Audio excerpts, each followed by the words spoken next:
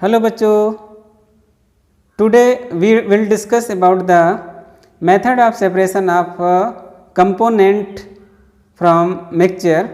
Mixture से जो उसके कंपोनेंट हैं उनको सेपरेट करने की मेथड हम लोग जानेंगे इस चैप्टर में।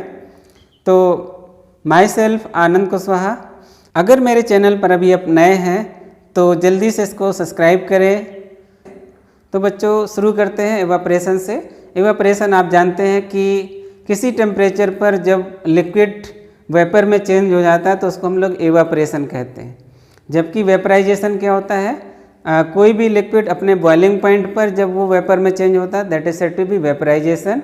और एवापरेशन का मतलब किसी भी टेम्परेचर पर कोई लिक्विड क्या हो जाता है, वेपर में चेंज हो जाता है, that is said to be evaporation.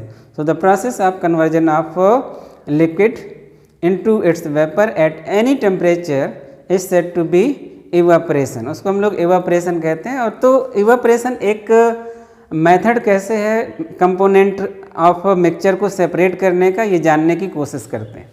तो सबसे पहले हम लोग यहाँ पे जान लेते हैं कि इनके बीच में प्रिंसिपल क्या है, यानी इवापरेशन में जो इन्वॉल्व प्रिंसिपल है वो कौन सा है। तो पहले प्रिंसिपल लिख लेते हैं। What is the principle. Principle क्या है, तो मिक्सचर में दो कंपोनेंट होंगे और उस कंपोनेंट में एक आपका वोलाटाइल होगा और दूसरा नॉन वोलाटाइल होगा। सो वन कंपोनेंट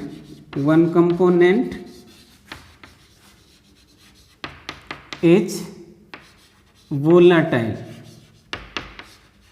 वोलाटाइल का मतलब है इवापरेबल। जो इवापरेट हो जाए उस सब्सटेंस को क्या कहते हैं, इवापरेबल कहते हैं। One component is volatile while as other is non volatile. ठीक है, तो ये प्रिंसिपल हो गया कि एक कंपोनेंट वोलाटाइल है। वोलाटाइल मतलब सब्सटेंसेस वो होते हैं जो इवापरेट हो जाए, क्या हो जाए, इवापरेट हो जाए, तो वो वोलाटाइल कहलाते हैं। और जो दूसरा कंपोनेंट होगा वो कैसा होगा, नॉन वोलाटाइल होगा। तो ये हमारा प्रिंसिपल इन्वॉल्व है। तो हम लोग कैसे इसका यूज करते हैं, तो पहला पॉइंट आप देखिएगा इवापरेशन में, the component, the volatile component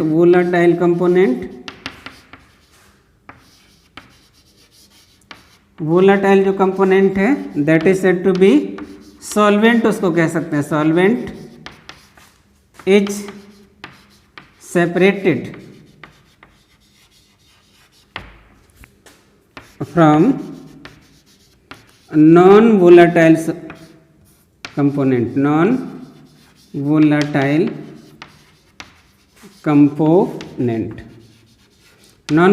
component क्या होगा, सॉल्यूट होगा।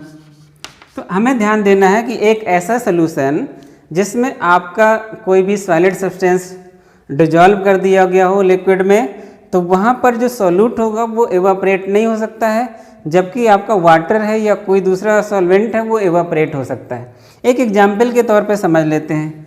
जैसे मान लीजिए आपने ये कंटेनर ले लिया और कंटेनर में हमने क्या किया, वाटर लिया, ठीक है, और वाटर के साथ साथ हमने इसमें NaCl डिजॉल्व कर दिया। क्या कर दिया, NaCl डिजॉल्व कर दिया।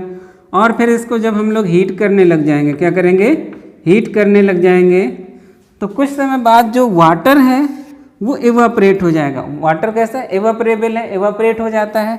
तो वाटर इवापरेट हो जाएगा जबकि NaCl इवापरेट नहीं होगा।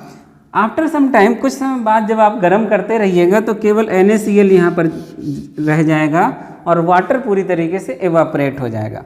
तो इसका मतलब जहाँ पर वाटर क्या है, यानी सॉल्वेंट है, और सॉल्वेंट कैसा है, वोलाटाइल है। वोलाटाइल का मतलब इवापरेबल है, जबकि NaCl कैसा है, आपका वोलाटाइल नहीं है, नॉन वोलाटाइल है और ये इवापरेट नहीं होगा। एक एग्जाम्पल और हम लोग देख सकते हैं कि एक कंटेनर ले लीजिएगा, इसमें इंक ले लेते हैं। इंक आपका ब्लू, ब्लैक, जो भी इंक लेना चाहें। फिर इसको हम लोग क्या करते हैं, हीट करते हैं बर्नर से। क्या करेंगे, हीट करेंगे। हीट करने के बाद इसमें से आपका या ब्लू या ब्लैक मटेरियल बचेगा, बाकी जिसमें लिक्विड सब्सटेंस होगा वो क्या हो जाएगा, इवापरेट हो जाएगा।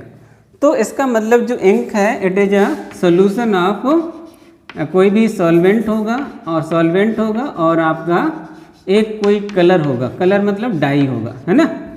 तो इसका मतलब ये जो इंक है उसमें से एक सॉल्वेंट है जिसमें वो डिजॉल्व किया गया, किसको, डाई को, यानी कलर को क्या किया गया, डिजॉल्व किया गया। तो ध्यान रखना है।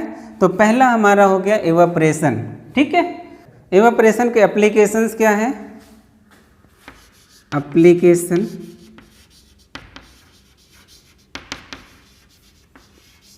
Of evaporation,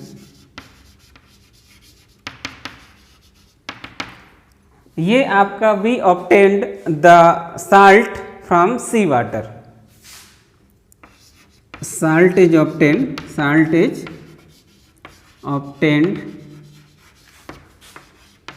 from sea water. ये सी वाटर से हम लोग क्या करते हैं, साल्ट को प्राप्त करते हैं।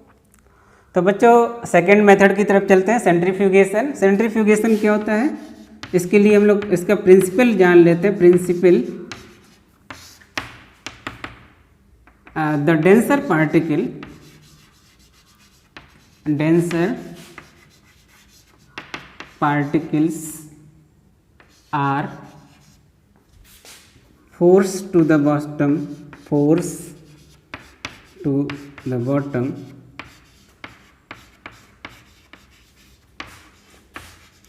while as lighter particles are at top। इसका मतलब ये है कि जो इसका प्रिंसिपल है, the denser particle are force to the bottom while the lighter particles are at the top. यानी आपका मतलब कहने का ये है कि अगर आपका कोई भी ये कंटेनर है तो इसमें से आपका कुछ भी इसमें से हम लोग भर देते हैं, ठीक है, कोई भी लिक्विड ले लेते हैं। तो इसको हम लोग जब भी सेंट्रीफ्यूज मशीन में रखेंगे, किसमें, सेंट्रीफ्यूज मशीन में रखेंगे, तो सेंट्रीफ्यूज मशीन क्या होती है, रोटेट करती है इसको बहुत फास्ट। जब रोटेट करती है तो इसमें से जो डेंसर पार्टिकल होंगे, इस सोल्यूशन में जो पार्टिकल्स हैवी होंगे वो बॉटम में सेटल हो जाते हैं, जबकि लाइटर पार्टिकल आपके टॉप पे रहते हैं। एग्जाम्पल की बात कर लेते हैं, डेयरी में गए होंगे सभी लोग, तो डेयरी में क्या होता है, कहते हैं कि दूध से क्रीम निकाल लेते हैं, ठीक है। तो जब डेयरी में जाते हैं तो सेंट्रीफ्यूज मशीन का यूज करके आपका क्या करते हैं, उसको घुमाते हैं, तो जो डेंसर पार्टिकल होते हैं वो नीचे सेटल हो जाते हैं और जो लाइटर पार्टिकल होते हैं वो टॉप पे आ जाते हैं। तो जो ऑयल होता है या घी होता है वो लाइटर होता है, और वो लाइटर है तो वो मिलके टॉप पे आ जाता है, तो उसको सेपरेट कर लिया जाता है, जबकि आपका जो लिक्विड कंपोनेंट है वो नीचे की तरफ रहता है। दूसरे एग्जाम्पल हम लोग दे लेते हैं, ब्लड। तो ब्लड जो देख लेते हैं, ब्लड आप टेस्ट कराने जाते होंगे, तो ब्लड में एक टेस्ट ट्यूब में ब्लड ले लिया जाता है, फिर उसको सेंट्रीफ्यूज मशीन में रखते हैं। कुछ समय बाद क्या होता है, जो उसका प्लाज्मा जो होता है वो ऊपर की तरफ तैरता रहता है, और जो कॉर्पस्किल्स होते हैं वो बॉटम पे सेटल हो जाते हैं। तो नॉर्मली केस में यानी उनका डेंसिटी में ज़्यादा डिफरेंस नहीं है, लेकिन हम लोग उसको जब स्पिन कराते हैं, रोटेट कराते हैं तेज़ी से किसी मशीन में जिसका नाम सेंट्रीफ्यूज मशीन है, तो सेंट्रीफ्यूज मशीन में जब भी इसको रोटेट कराते हैं तो ये पार्टिकल जो थोड़ा सा भी हैवियर होंगे वो बॉटम में सेटल हो जाते हैं, और लाइटर पार्टिकल आपका टॉप पे तैरते रहते हैं। तो दोनों को फिर हम लोग सेपरेट कर सकते हैं। तो इनके ये दो रहे एग्जाम्पल। तो इसके हम लोग एप्लीकेशन देख लेते हैं। एप्लीकेशन पहला है to remove cream from milk in dairies, ठीक है। डेयरीज में क्या करते हैं, क्रीम निकाल लेते हैं मिल्क से। दूसरा, to separate plasma from blood during blood analysis, ठीक है, blood analysis. To remove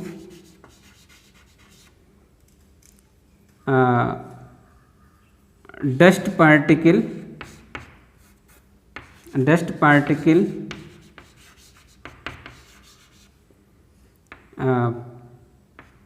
when, तो तीसरा है to remove dust particle from clothes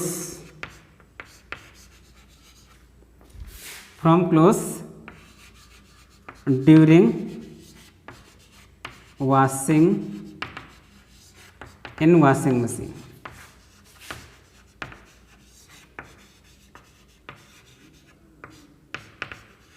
यानी वॉशिंग मशीन से हम लोग क्या करते हैं, डस्ट पार्टिकल को क्लॉथ से निकालते हैं। तो जो आपकी वॉशिंग मशीन होती है वो ऐसे रोटेट करती रहती है तेज़ी से, तो उसमें से जो डस्ट पार्टिकल क्लॉथ में होते हैं वो नीचे सेटल हो जाते हैं। लेते हैं so third is a separating funnel method. तो सेपरेटिंग फनल मेथड में हम लोग लेते हैं principle two इमिसिएबल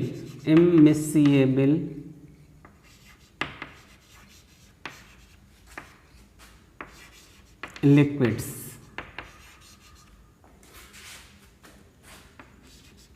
are separated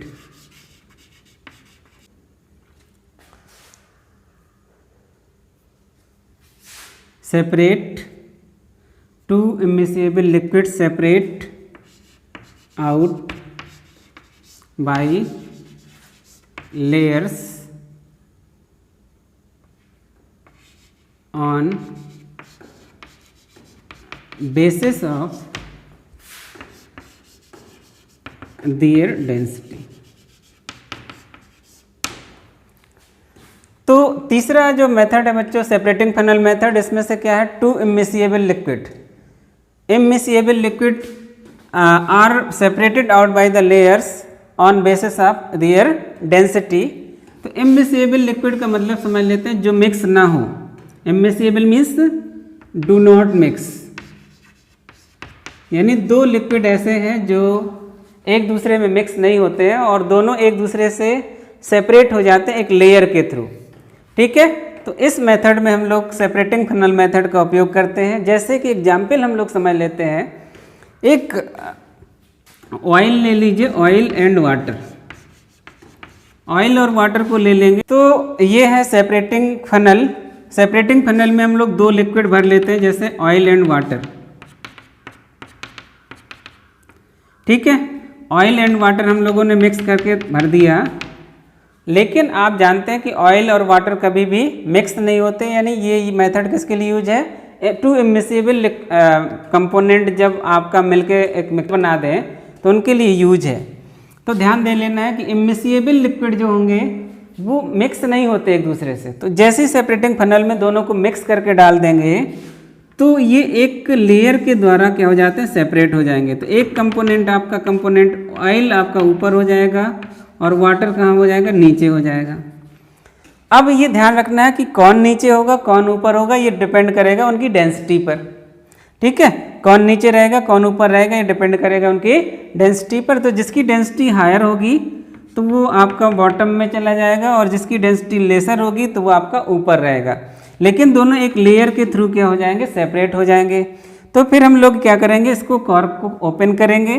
cork को ओपन करने के बाद फिर यहाँ पर एक कंटेनर रख देंगे। तो धीरे धीरे करके ये जो नीचे आपका कंपोनेंट है वाटर, वो नीचे निकल जाएगा। जैसे ही ये लेयर नीचे की तरफ जाए तो कॉर्क को क्या करना है, आपको बंद कर देना है। तो आपका ऑयल यहाँ रह जाएगा और वाटर नीचे रह जाएगा। ये मेथड हम लोगों को कई बार रिपीट करना है, तब आपका पूरी तरीके से ऑयल अलग हो जाएगा। To separate oil and water,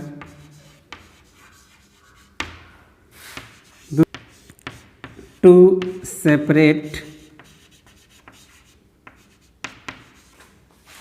slag from iron during extraction।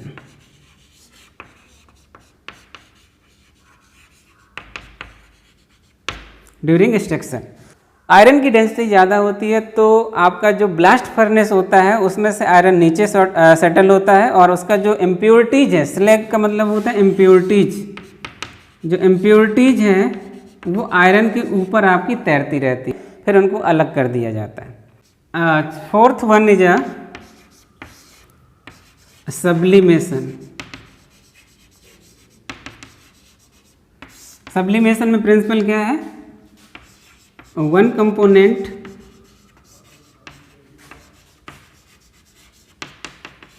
is directly convert from solid to vapor। Solid से वेपर में कन्वर्ट हो जाता है, यानी एक कंपोनेंट क्या होता है, प्रिंसिपल ये है कि एक कंपोनेंट जो होता है वो सॉलिड से सीधे वेपर में कन्वर्ट हो जाता है। जैसे हम लोग एक एग्जांपल के तौर पर समझें, मिक्सचर है आपका, क्या है, मिक्सचर ऑफ NaCl और अमोनियम क्लोराइड है। तो अमोनियम क्लोराइड मान लीजिए क्या है, इम्प्योरिटी है। अमोनियम क्लोराइड क्या है, इम्प्योरिटी है। तो इम्प्योरिटी को हमें क्या करना है, NaCl से हटा देना है। तो ये सब्लिमेशन मेथड है कि जो इम्प्योरिटी है वो टोटली कैसा हो, सब्लिमेट हो, यानी वो सॉलिड से सीधे वेपर में चेंज हो जाए। तो फिर यहाँ पर NaCl ले लेंगे भाई, NaCl का मिक्सचर और अमोनियम क्लोराइड का मिक्सचर, ठीक है। और इसको आप क्या करिएगा, इसको गर्म कर लेंगे भाई, ठीक है, और हीट करेंगे। जैसे हीट करेंगे तो जब हीट करेंगे और यहाँ पर हम लोग कॉटन प्लग लगा देंगे तो ये आपका जो अमोनियम क्लोराइड होता है बच्चों, अमोनियम क्लोराइड है वो सीधे सीधे सॉलिड से सीधे वेपर में चेंज हो जाता है। और वेपर में जब चेंज हो जाएगा तो हम लोग इसको क्या करेंगे, सेपरेट। ये वेपर में चेंज हो जाएगा तो अमोनियम क्लोराइड क्या हो गया, निकल जाएगा इससे, केवल आपका यहाँ पर क्या बचेगा, NaCl बचेगा। सब्लिमेशन मेथड उन मिक्सचर के कंपोनेंट को सेपरेट करने में यूज किया जाता है जिसमें से एक कंपोनेंट जो है सॉलिड से डायरेक्टली किसमें, वेपर में या गैस में चेंज हो जाता हो। तो अब इसका ये एक और यूज है, नेफ्थलीन बॉल होती है बच्चों, नेफ्थलीन बॉल। नेफ्थलीन जो बॉल्स होती हैं घरों में आप लोग रखते हैं ताकि बैक्टीरिया वगैरह ना आए, कीड़े वगैरह ना आए। तो नेफ्थलीन बॉल्स, और कभी कभी आपने बेसन में देखा होगा वाइट कलर की गोलियां होती हैं, एक टैबलेट सी डली रहती है बेसन में, ठीक है, जहाँ पर आप मुंह धोते हैं, हाथ धोते हैं, तो वहाँ बेसन में क्या होता है, नेफ्थलीन बॉल होती है। तो उसकी जो स्मेल से आपके क्या होते हैं, बैक्टीरिया और जो स्मॉल इंसेक्ट होते हैं वो दूर रहते हैं। तो ये नेफ्थलीन बॉल को जैसे ही डाल देते हैं तो अपने आप ही ये क्या होती है, सब्लिमेट होती रहती है। नेक्स्ट मेथड ऑफ सेपरेशन है क्रोमेटोग्राफी। तो प्रिंसिपल है the two components, the component of mixture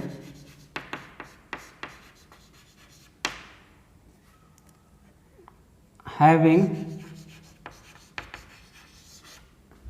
the component of mixture having different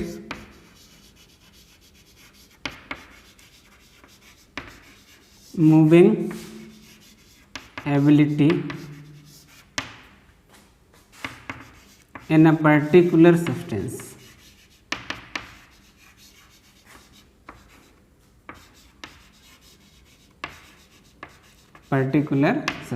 तो ध्यान रखना है।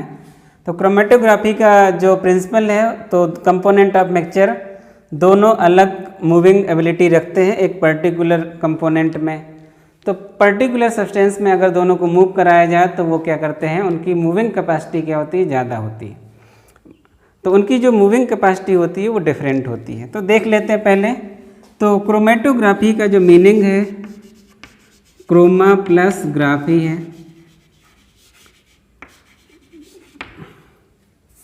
Chroma plus graphy, chroma means होता है कलर और ग्राफी मीन्स सेपरेट करना। तो पहले ये जो टेक्निक थी वो कलर को सेपरेट करने के लिए यूज की जाती थी। कलर को सेपरेट करने के लिए यूज की जाती थी, इसलिए इसका नाम क्या था, क्रोमेटोग्राफी पड़ गया। तो इसको समझना है कि क्या होना चाहिए। इसमें से जो एसेंशियल कंडीशन है, तो पहला पॉइंट लिखना है, जो बोथ कंपोनेंट है, बोथ कंपोनेंट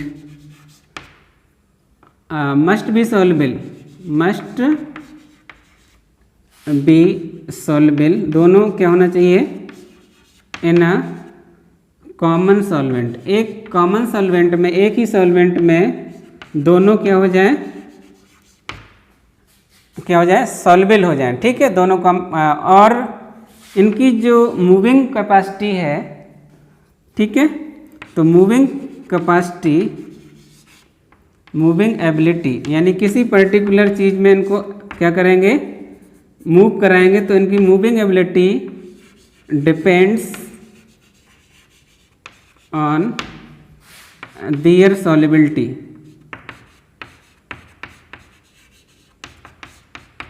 तो देयर सॉल्युबिलिटी, तो जिसकी सॉल्युबिलिटी ज़्यादा होगी उसका मूविंग कैपेसिटी ज़्यादा होगी, और जिसकी सॉल्युबिलिटी कम होगी तो उसकी मूविंग कैपेसिटी कम होगी। एक कंटेनर ले लिए बच्चों, यहाँ पर कंटेनर में यहाँ पर एक हम लोग क्या ले लेते हैं, सॉल्वेंट ले लेते हैं, सॉल्वेंट, और यहाँ पर एक क्रोमेटोग्राफी पेपर रख लेते हैं।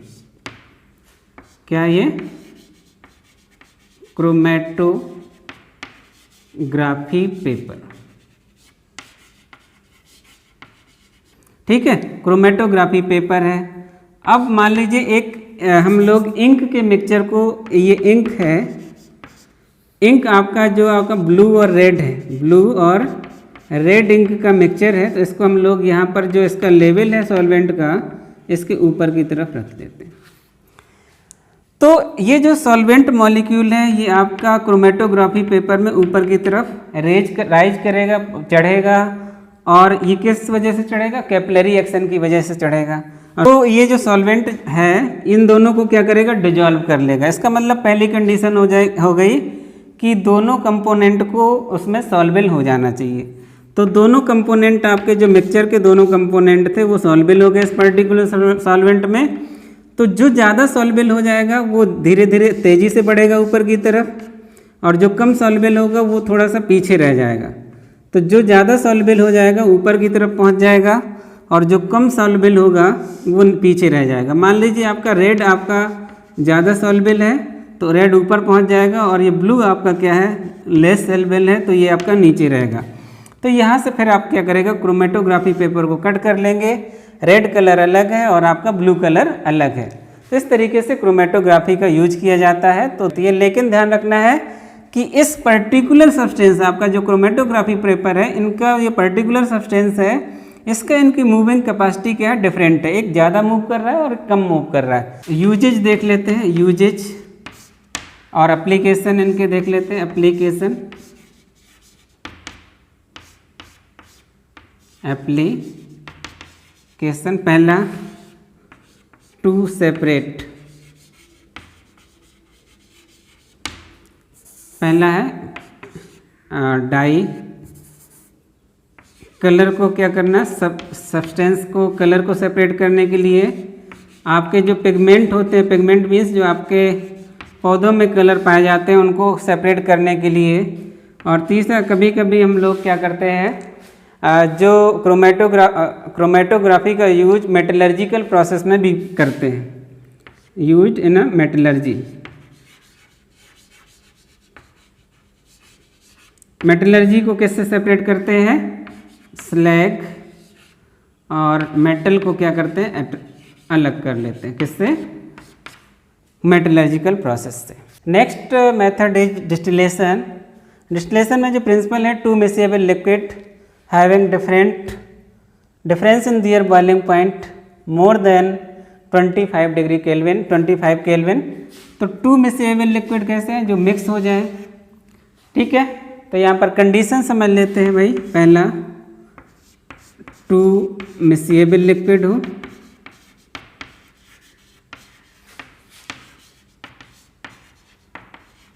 तो आपका हो जाएगा बोथ आर वोलाटाइल वोलेटाइल मतलब इवापोरेबल हो, इवापोरेबल हो। ठीक है, तीसरा है have difference in their boiling point by 25 kelvin. तो पहली चीज़ ध्यान रखना है, मिक्सेबल लिक्विड हो, एक दूसरे से मिक्स हो जाए और इनका जो दोनों आपके लिक्विड होना चाहिए वोलाटाइल होना चाहिए और उनके बॉइलिंग पॉइंट में डिफरेंस कितना होना चाहिए 25 डिग्री केल्विन से 25 केल्विन से ज़्यादा होना चाहिए। तो ऐसे दो लिक्विड को जो मिक्स हो जाते हैं उनको सेपरेट करने के लिए हम लोग डिस्टिलेशन मेथड यूज करते हैं। एक डायग्राम के थ्रू समझ लेते हैं। कंटेनर ले लेते हैं, ये आपका फ्लास्क हो गया, इसमें आपका क्या करना है, मिक्सचर रख देना, mixture A component plus B component.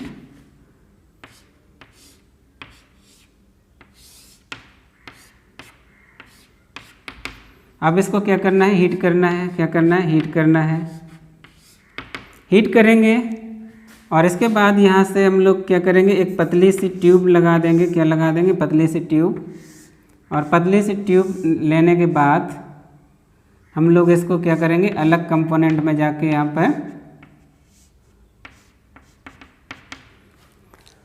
ये आपका टेक्निक यूज कर पा रहे हैं कि मिक्सचर है, दोनों आपका मिक्सेबल लिक्विड है, दोनों मिक्सेबल लिक्विड ए और बी कंपोनेंट है और दोनों के बॉइलिंग पॉइंट में 25 डिग्री केल्विन टेम्परेचर से क्या डिफरेंस ज़्यादा है। तो boiling point of A component अगर मान लीजिए 100 है डिग्री, 100 केल्विन है या 100 डिग्री सेल्सियस है, सॉरी 100 डिग्री सेल्सियस है और बॉइलिंग पॉइंट ऑफ बी आपका क्या है 70 है।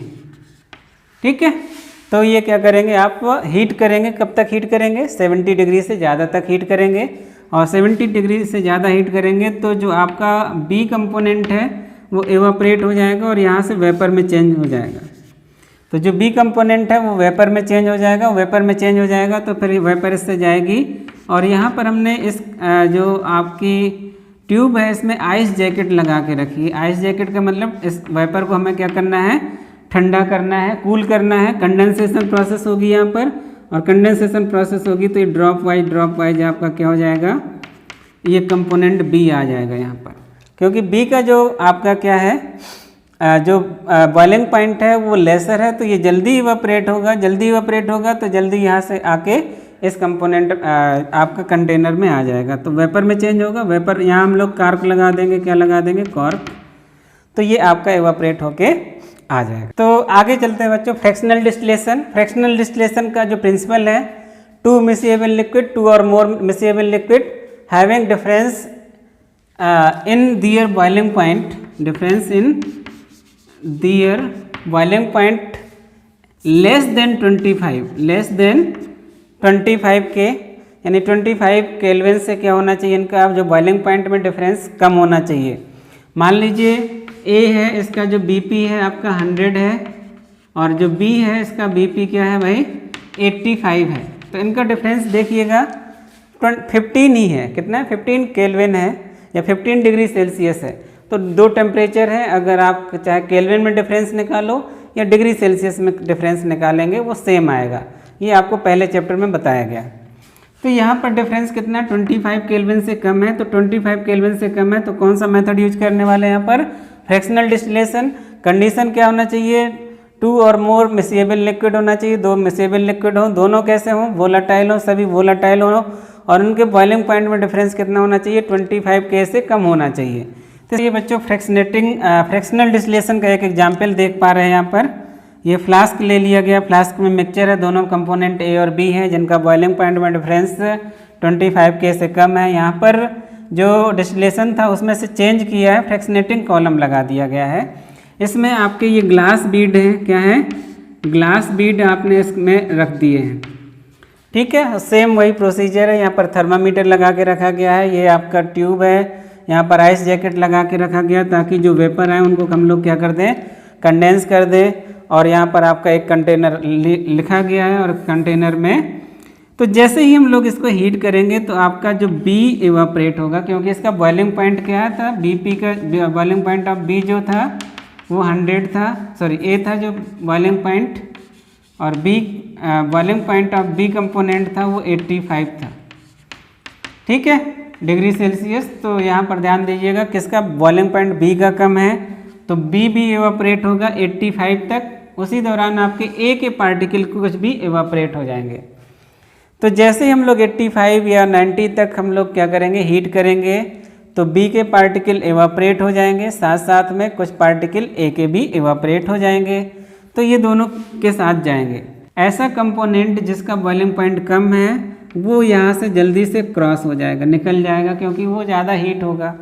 लेकिन कुछ ऐसे एक कंपोनेंट के जो वेपर होंगे जो एवापोरेट हो गए हैं, लेकिन उनको एवापोरेट नहीं होना चाहिए था, क्योंकि एवापोरेट कब होंगे, 100 डिग्री सेल्सियस में होंगे, लेकिन कुछ कारणों की वजह से, कुछ रीजन की वजह से वो एवापोरेट हो गए हैं।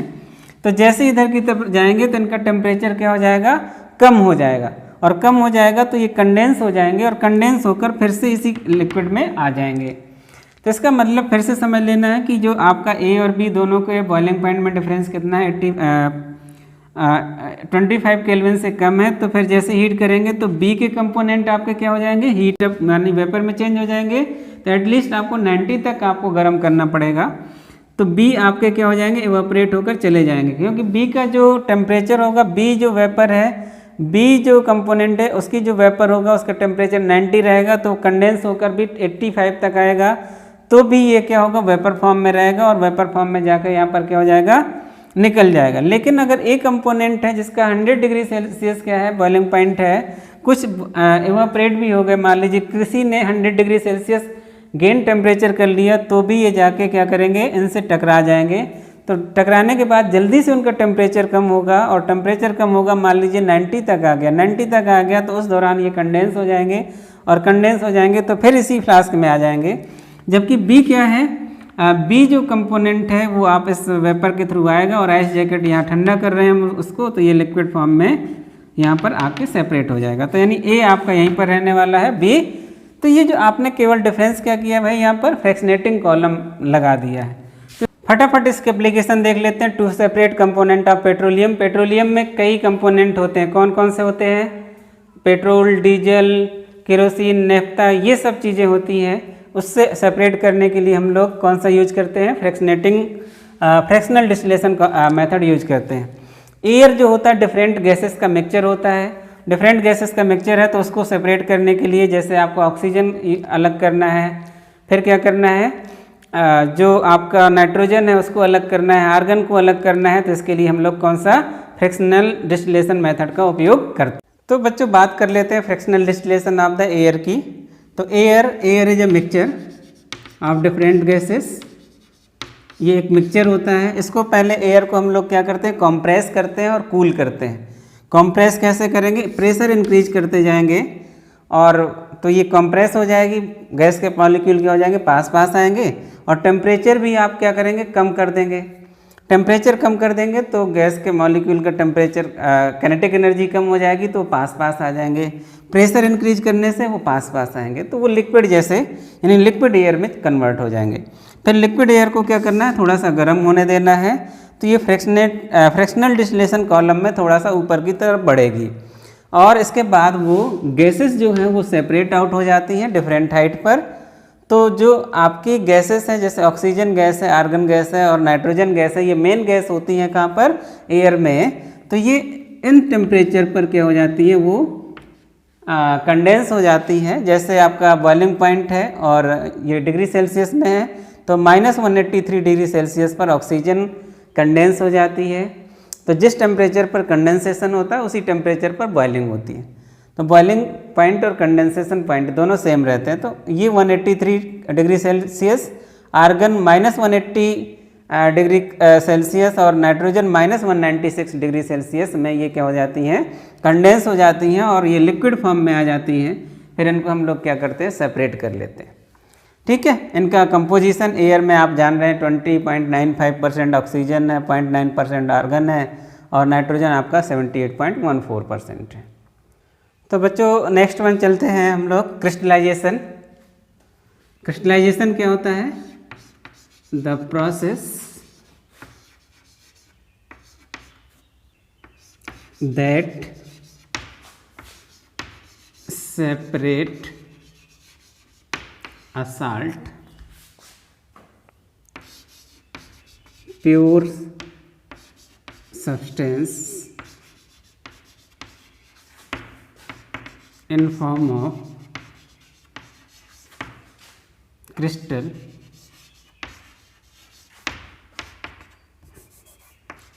from solution is called crystallization. ठीक है. So the process that separate a pure substance in the form of crystal from the solution से हम लोग क्या करते हैं, प्योर सब्सटेंस प्राप्त कर लेते हैं. किस फॉर्म में, क्रिस्टल फॉर्म में. उसको हम लोग क्या कहते हैं, क्रिस्टलाइजेशन कहते हैं. एक एग्जाम्पल के थ्रू समझिए. एक कंटेनर ले लेंगे, एक बीकर आप ले गया यहाँ पर, ये बीकर है आपका. इसमें हमें क्या करना है, वाटर ले लेना है. ठीक है. और कुछ आपका H2SO4 का कुछ ड्रॉप ले लेते हैं, 2 से 5 ड्रॉप्स. अब मान लीजिए हमें कॉपर सल्फेट के क्रिस्टल बनाने हैं. क्या बनाने हैं, कॉपर सल्फेट के क्रिस्टल बनाने हैं. तो सबसे पहले हम लोग ले लेते हैं बीकर. बीकर में पानी भर देंगे, वाटर ले लेंगे. वाटर में आपका कुछ ड्रॉप्स H2SO4 की डाल देते हैं. H2SO4 की डालने के बाद इसको थोड़ा सा हीट करते हैं. हीट करने के बाद इम्प्योर कॉपर सल्फेट इसमें डिजॉल्व करते हैं. डिजॉल्व करते जाते हैं और उसको स्टिरिंग करते जाते हैं. डिजॉल्व करते जाइएगा, स्टिर करते जाइएगा, स्टिरिंग करते जाएंगे, घोलते जाएंगे. आफ्टर सम टाइम जब काफ़ी मात्रा में इम्प्योर कॉपर सल्फेट डिजॉल्व हो जाए तो उसको कुछ समय के लिए छोड़ देंगे. उसको अनडिस्टर्ब रख देंगे, बिना हिलाए डुलाए रख देंगे 2-3 घंटे के लिए. तो कुछ समय बाद देखेंगे कि जो कॉपर सल्फेट के ब्लू कलर के क्रिस्टल बॉटम पे बने दिखाई देते हैं.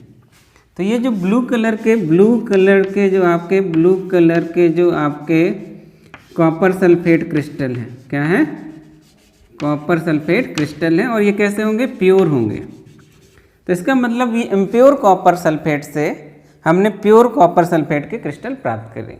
कैसे कलर के होंगे, ब्लू कलर के होंगे. तो ये प्रोसेस कहलाती है क्रिस्टलाइजेशन. क्या कहलाती है, क्रिस्टलाइजेशन. एक एग्जाम्पल और समझते हैं कि जो सी वाटर से हम लोग साल्ट प्राप्त करते हैं तो वो प्योर नहीं होता, इम्प्योर होता है. उसमें बहुत ढेर सारा दूसरे साल्ट मिले होते हैं, बहुत ढेर सारी क्ले मिली होती है, मिट्टी मिली होती है. तो उसको भी हम लोग बार बार क्या करते हैं, डिजॉल्व करने के बाद क्रिस्टलाइजेशन करते हैं. बार बार रिपीट करते जाते हैं क्रिस्टलाइजेशन प्रोसेस को. तब आपका काफ़ी 98% 99% आपका क्या मिलता है, प्योर साल्ट NaCl मिलता है, कई बार क्रिस्टलाइजेशन प्रोसेस करने के बाद. Crystallisation method is a better than evaporation method. यानी आपका जो इवापरेशन मेथड है उससे बेटर होता है क्रिस्टलाइजेशन, क्योंकि इवापरेशन करते समय कुछ आपके जो सॉल्यूट होते हैं वो डिकम्पोज हो जाते हैं हीट होने के दौरान. ठीक है. तो जब ये डिकम्पोज हो जाते हैं, लेकिन यहाँ पर क्रिस्टलाइजेशन में अगर वो डिकम्पोज भी हो जाएगा तो फिर से वो क्रिस्टलाइज हो जाता है. तो ये एक यूज है, मतलब कि ऐसे साल्ट जो डिकम्पोज हो सकते हैं इवापरेशन के दौरान, वो उनका हम लोग क्रिस्टलाइजेशन प्रोसेस से उनके प्योर क्रिस्टल पा सकते हैं. एप्लीकेशन देख लेते हैं. एप्लीकेशन, पहला एप्लीकेशन है to get pure salt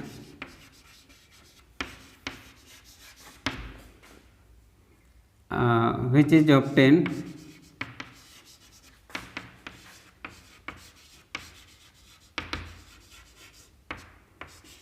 from sea water. Sea water से जो आपका साल्ट मिला है उससे हमें प्योर साल्ट लेना है. और ये सी वाटर से कैसा मिलेगा, इम्प्योर साल्ट मिलेगा. कैसा मिलेगा, इम्प्योर साल्ट. इसमें से क्या है, बहुत ढेर सारी इम्प्योरिटीज जैसे क्ले है, दूसरे साल्ट हैं, ये सब मिले रहते हैं. तो फिर इसके लिए फिर क्या करना है, क्रिस्टलाइजेशन प्रोसेस करना है. कौन सा प्रोसेस, क्रिस्टलाइजेशन प्रोसेस करते हैं. Separation of alum from impure salt solution। ठीक है, impure salt solution से भी हम लोग क्या कर सकते हैं, प्योर एलम प्राप्त कर सकते हैं। Separation of pure alum, pure generally देखना, क्रिस्टल जो होंगे वो किसके होंगे, प्योर होंगे। ठीक है, तो बच्चों आज के लिए इतना ही। अगर आपको वीडियो पसंद आए तो अपने दोस्तों के साथ शेयर करिए, लाइक करिए और चैनल को सब्सक्राइब करिए। धन्यवाद, जय हिंद।